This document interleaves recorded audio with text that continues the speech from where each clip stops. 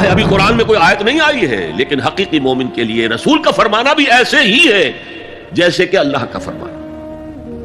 اس کی تربیت بھی ہو گئی. لیکن یہ کہ اکثر کا معاملہ یہ تھا کہ یہ معاملہ شاخ گزر رہا تھا، یہاں تک کہ حضور کا معاملہ بھی تھا.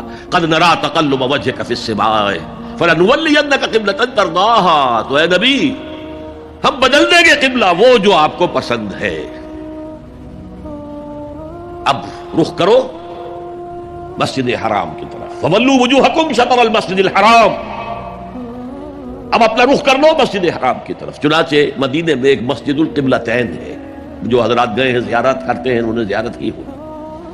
حضور مدینے سے باہر ایک قبیلے کی جگہ تھی، وہ وہاں گئے ہوئے تھے، کوئی دعوت طعام تھی، دوپہر کا کھانا تھا. اسی وقت ظہر کا وقت ہو گیا.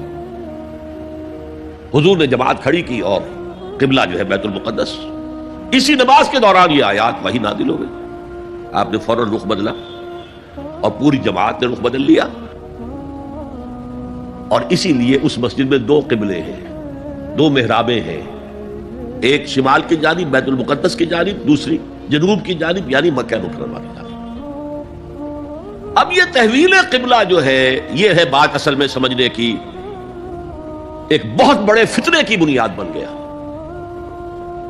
فتنہ آزمائش کو کہتے ہیں اور فتنہ فساد کو بھی کہتے ہیں. فساد یہودیوں کی طرف سے شروع ہوا. یہ کیسا نبی ہے جس کا قبلہ ہی معین نہیں؟ ابھی یہ شمال کی طرف رخ کر کے نماز پڑھ رہا تھا اور اب اس نے جو ہے جنوب کی طرف رخ کر لیا. کیسا رسول ہے یہ؟ کیسا نبی ہے؟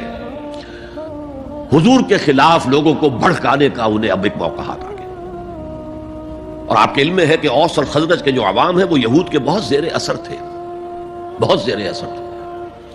وہی بات کو سمجھتے تھے ہمارے پاس نہ کوئی شریعت ہے، نہ کتاب ہے، نہ کوئی قانون ہے، نہ ہمارے یہاں کوئی مفتی ہے، نہ قاضی ہے. ان کے ہاں تو کتاب ہے، شریعت ہے، مفتی ہے، قاضی ہے. ان کا تو بڑا کلچرڈ لوگ ہیں.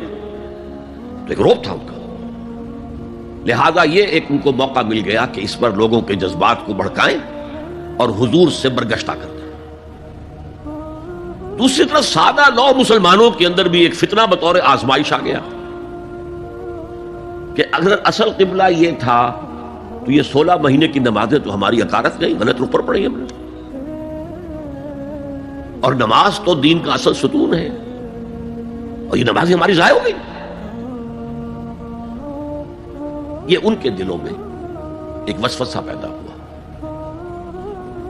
اس پہلو سے اس مسئلے پر بڑی مفصل گفتگو قرآن میں ہوئی ہے میرے اور آپ کے لیے.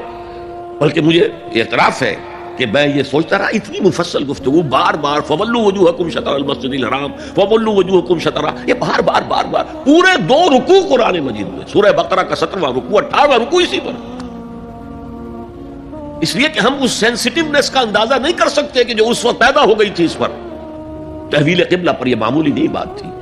یہود نے سمجھ لیا تھا کہ اب معلوم ہوا یہ ایک نئی امت کا آغاز ہے، اس کا مرکز اب نیا بن گیا ہے.